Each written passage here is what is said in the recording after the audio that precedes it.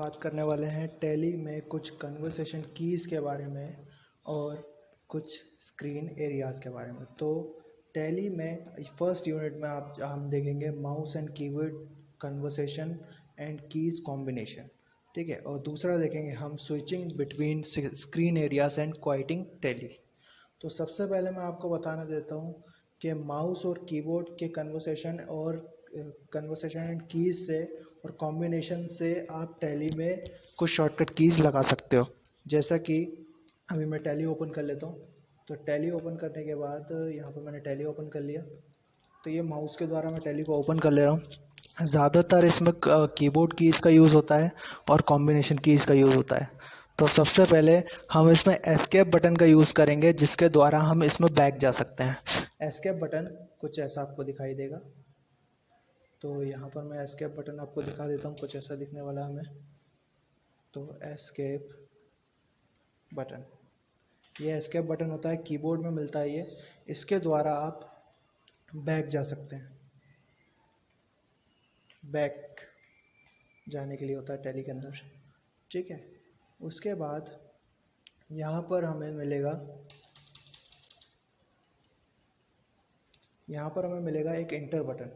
Inter button के द्वारा tally के अंदर इंटर किया जाता है। तो मैं यहाँ पे इंटर बटन लिख ले रहा हूँ। तो इंटर बटन, इसके द्वारा आप टैली में इंटर कर सकते हो। तो सबसे पहले मैं कुछ बैक कर ले रहा हूँ उसको। तो सबसे पहले आपको जो लोड हुआ एरिया दिखाई देगा वो दिखाई देगा गेटवे ऑफ टैली। याद रखिएगा, मैं कॉम्बिनेशन कीज़ भी बताते जा रहा हूँ और स्विचिंग एरियाज़ भी बताते जा रहा हूँ, ठीक है। साथ में सारी चीज़ें बताते जाऊँगा क्योंकि ये एक ही टॉपिक है। मैंने इसको दो अलग अलग पॉइंटों में लिखा हुआ है, ठीक है। तो सबसे पहले आप आएंगे तो गेटवे ऑफ टैली आपको दिखाई देगा। गेटवे ऑफ टैली एक स्विचिंग एरिया कहा जाएगा। क्यों कहा जाएगा? क्योंकि सबसे पहले आपको यही दिखाई देगा। यदि आपको मेन्यू के अंदर जाना है, फॉर एग्जांपल अकाउंट्स इन्फो के अंदर जाना है, तो अकाउंट्स इन्फो आपको ये दिखाई दे रहा है। तो अकाउंट्स इन्फो के अंदर जाने के लिए मैंने इंटर बटन का यूज़ किया। तो यहाँ से मैं इंटर बटन चला गया तो एरिया फिर स्विच हो गया, यानी बदल गया। एरिया बदल गया, कहाँ चले गए हम? अकाउंट्स इन्फो के अंदर चले गए।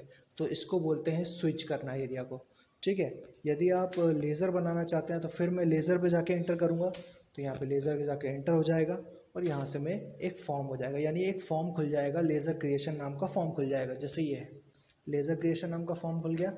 इसके द्वारा आप क्या कर सकते हैं? एक लेज़र क्रिएट कर सकते हो। मैं बैक आने के लिए फिर से एस्केप बटन का यूज़ कर रहा हूँ। वापस गेटवे ऑफ टैली पे मैं आ गया, ठीक है। तो ये तो कुछ कीज़ हो गई और स्विचिंग एरियाज़ हो गए। यदि मेरे को अगर कंपनी फीचर्स के अंदर जाना है तो मैं शॉर्टकट की लगाऊंगा F11, क्योंकि F11 उसकी शॉर्टकट की होती है। तो यहाँ पे मैं F11 प्रेस कर दे रहा हूँ तो मैं कंपनी इन्फो के अंदर आ गया।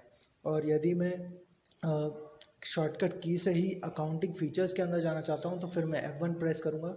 तो ये कुछ शॉर्टकट कीज़ हो गई इसकी। इसमें बहुत सारी शॉर्टकट कीज़ होती हैं, तो मैं वन बाय वन सारी आपको दिखा दूँगा, ठीक है। उसके बाद यहाँ पर आपको कुछ कॉम्बिनेशन कीज़ बताने वाला हूँ। तो कॉम्बिनेशन कीज़ के लिए मैं जा रहा हूँ बाउचर के अंदर।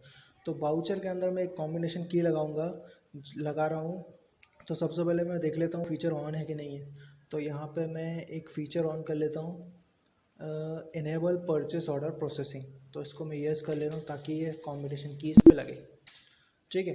तो फिर मैंने यहाँ पे लगाया एल्टर के साथ F4, ठीक है। एल्टर के साथ F4 प्रेस किया तो यहाँ पे परचेस ऑर्डर ओपन हो गया। मैं बैक कर देता हूँ, ठीक है। फिर एंटर करता हूँ। मैंने फिर एल्टर के साथ F4 दबाया, फिर से एक परचेस ऑर्डर ऑन हो गया। इनको बोलते हैं कॉम्बिनेशन की। मतलब कि कॉम्बिनेशन की कुछ ऐसे काम करती है, जैसे मैंने यहाँ पे लिखा एल्टर, इसके साथ हमें प्रेस करना है F4। इससे क्या होगा, हम एक बाउचर के अंदर चले जाएंगे, जिससे इसे बोला जाता है कॉम्बिनेशन कीज़। तो मैंने आपको यहाँ पे तीन चीज़ें बताई थी। First, mouse and keyboard conversation, ठीक है। शॉर्टकट कीज़, ठीक है। स्विचिंग बिटवीन स्क्रीन एरियाज़, और क्विट करने के लिए यहाँ पर आपको दो ऑप्शन पूछे जाते हैं। जैसे ही आप है ना यहाँ पर बोलते हैं तो यहाँ पर आपसे दो ऑप्शन पूछे जाएंगे, yes/no। यदि आप उसे यस करेंगे तो वो वहाँ से उसे क्विट कर देगा। तो मैं करके दिखा देता हूँ कैसे क्विट कर देगा। तो यहाँ पर आपको करना क्या है, यहाँ पर जैसे मैंने यहाँ पर इसको मिनिमाइज़ किया। अब मैं चाहता हूँ कि टैली बंद हो जाए, तो मैंने यहाँ पे इसको यस एंड नो का ऑप्शन आ रहा है, यहाँ पे क्विट पूछ रहा है, यस और नो, तो आप वाई दबाकर भी एंटर कर सकते हैं, ठीक है, या फिर आप एंटर से भी एंटर कर सकते हैं, तो वो बाहर ही जाएगा।